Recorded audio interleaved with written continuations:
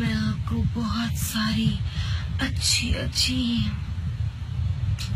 बातें बताऊंगी और चुटकुले सुनाऊंगी।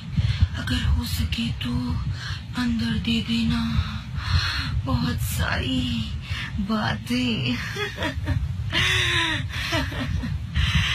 एक बार नहीं ये दिल 100 बार है टूटा, पर चूदने का शौक अभी तक न छूटा।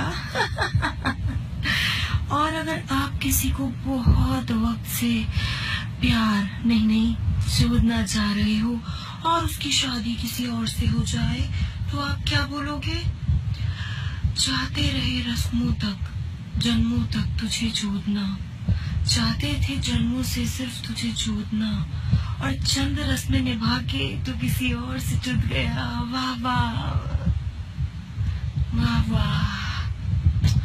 याद है वो सुहानी रात, पहले हाथ मिलाया, फिर दिल मिले,